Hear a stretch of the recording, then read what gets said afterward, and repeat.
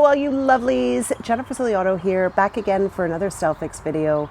Today I want to share with you my summer reading list. It is the Canada Day long weekend. I tend to spend my weekends in the summertime out here on this couch reading the day away, and it is such a pleasure. So today I want to share with you what I'm going to be reading this summer. Funny because this past winter I did not read as much as I normally do, and all of a sudden having a conversation with a friend who had a recommendation, actually two different friends recommended this book, and it totally got me back into reading, which I was so grateful about. And that is Jane Austen, Persuasion. I just finished it, I think, last weekend. I am such a huge Jane Austen fan. I don't know, I mean, put your hand up if you are out there as well. There's so many of us who just love her books. They're the ultimate in romance. It's so nice to travel back in time, to be in England, the rolling hills, the romance, everything. This book was brilliant. Probably one of my favorites.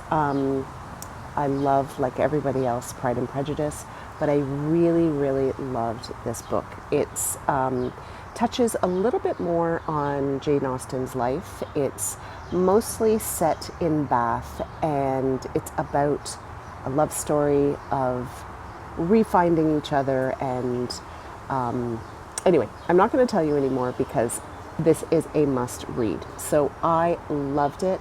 And if I have enough time after all these other books, I probably will read another Jane Austen this summer.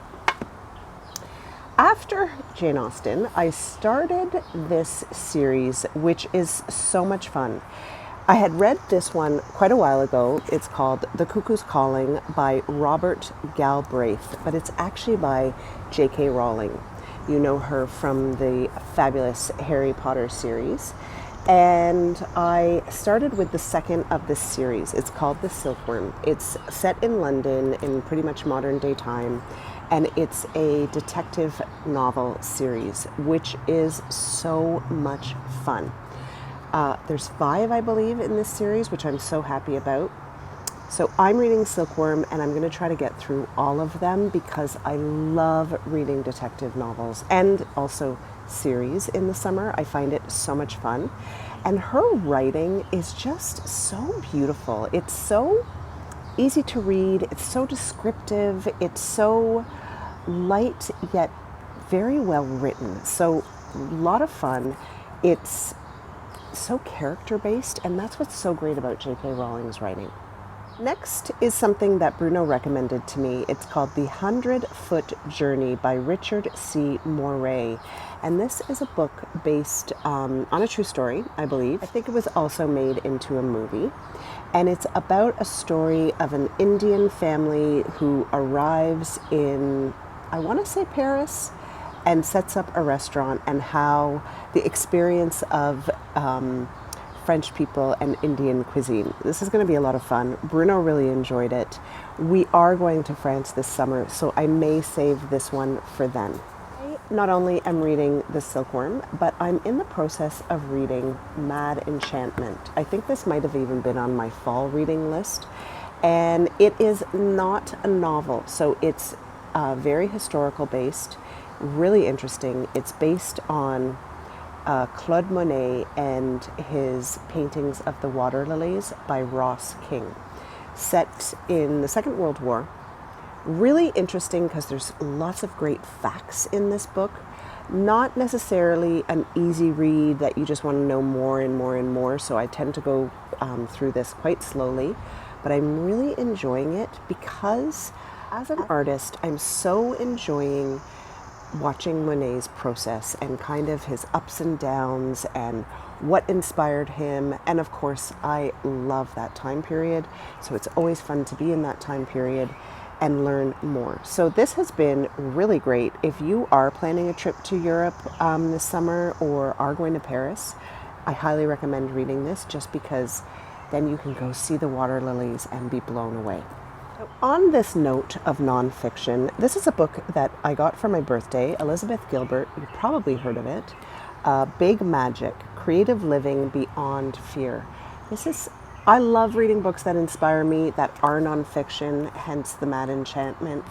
So this is going to be something else that I'm going to try to get to this summer. If I don't, it'll definitely be in an early fall. Elizabeth Gilbert, we all know her from Eat, Pray, Love. I find her so inspiring, and this apparently has been a fabulous book for anybody who is wanting to live a more creative life. And then finally, I mean, this list is a little bit ambitious, but like I said, I'm going to be spending a lot of time out here reading.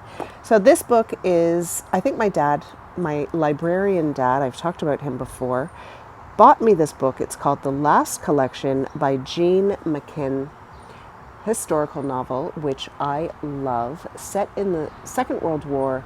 And it is about let me just read because I put it in my pile. It is about an American woman who becomes entangled in the intense rivalry between iconic fashion designers Coco Chanel and Elsa Schiaparelli. This sounds like a lot of fun, a relatively easy read, and something that I'm going to learn a lot from.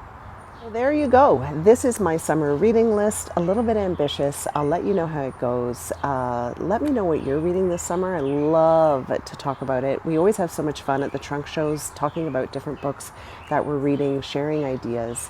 Anyway, leave a comment down below letting me know what you're reading. If you liked this video, please give it a thumbs up. Please subscribe to my YouTube channel if you haven't done so already. And of course, for more style ideas, more inspiration, or just simply to see what I am doing, you know you can continue to follow me on Facebook and on Instagram.